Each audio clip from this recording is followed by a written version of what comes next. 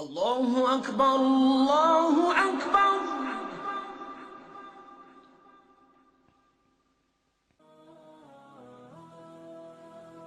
Во времена Умара ибн Аль-Хаттаба, да будет доволен им Аллах, произошла красивая история. Когда Умар, да будет доволен им Аллах, находился в мечети, произошло следующее.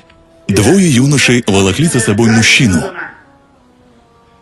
Умар, да будет доволен им Аллах, спросил у них, что здесь происходит.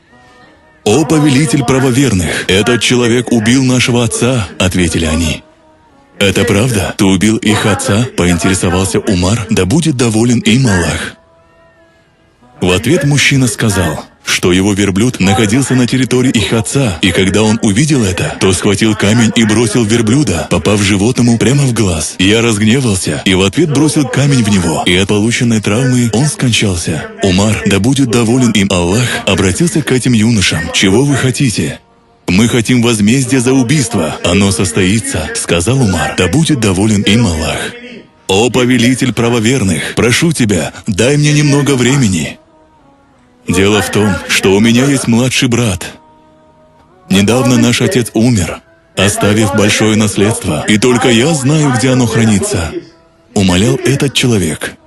«И что же ты собираешься сделать?» — спросил Умар, да будет доволен им Аллах. «Я отправлюсь домой, отдам наследство брату и вернусь», — ответил тот. Умар, да будет доволен им Аллах, сказал, что уже слышал это, но мужчина утверждал, что не обманывает. Умар, да будет доволен им Аллах, спросил, есть ли человек, который даст гарантию его возвращения, на что он ответил, что такого человека у него нет. Умар, да будет доволен им Аллах, сказал, что отпустит его только тогда, когда он приведет гарантора своего возвращения. Мечеть была заполнена людьми. Он оглянулся вокруг и спросил, есть ли среди вас тот, кто станет залогом за меня, но никто не ответил. И Умар, да будет доволен им Аллах, сказал, что если нет гарантора твоего возвращения, то я не могу тебя отпустить. Тогда этот человек снова обратился ко всем. И если среди вас тот, кто станет залогом за меня, неужели никто не придет на помощь мусульманину, когда он нуждается в этом? Вдруг некто из толпы поднял руку. Им оказался Абу Зар, да будет доволен им Аллах.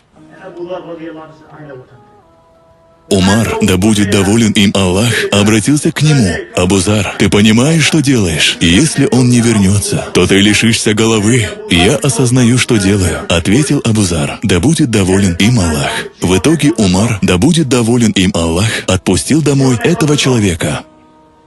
Прошел один день, второй, третий, уже настало время аср-намаза, но этот мужчина все еще не вернулся. Сыновья убитого пришли в дом Абу Зара, да будет доволен им Аллах, и сказали ему: «Абу Зар, ведь мы говорили тебе не помогать ему, его до сих пор нет, значит скоро твоя голова полетит с плеч, еще не настало время молитвы Магриб», — ответил Абу Зар, да будет доволен им Аллах, и покинул дом. Он направился в мечеть. Представьте себе, весь город только и говорит о любимце посланника Аллаха, да благословит его Аллах и приветствует Абу Заре. Каждый твердит о том, что сегодня он будет обезглавлен. Он – человек с большим богатством, но не способный ничего изменить. И вот, настало время магриб-намаза. Внезапно один мужчина забежал в мечеть. Это был тот самый убийца. Умар, да будет доволен им Аллах, был потрясен и спросил у него: «Почему ты вернулся? Ведь я не посылал никого за тобой. Ты был абсолютно свободен». «О повелитель правоверных, я не хочу, чтобы люди говорили о том, что мусульманин дал слово, но не сдержал его». Тогда Умар, да будет доволен им Аллах, обратился к Абу Зару: «Почему ты согласился стать залогом за человека, которого не знаешь?» «О повелитель правоверных, я не хочу, чтобы люди говорили, что мусульманин нуждался в помощи, но ему никто не помог». Умар, да будет доволен им Аллах, повернулся к двум юношам. И они сказали: «О повелитель правоверных, ты свидетель, что есть на свете такие люди, как эти двое. Мы обязаны их простить. Мои уважаемые братья и сестры, люди нуждаются в нашей помощи. Кому-то вы можете помочь поддержкой, кому-то деньгами. Если вы можете, вы должны изменить их положение любыми путями». Абдуллах ибн Мубарак, да будет доволен им Аллах, сказал: «Часто даже самые незначительные наши поступки являются большими перед Аллахом из-за намерения. И большие поступки являются ничтожными перед Всевышним из-за намерения. Allah because of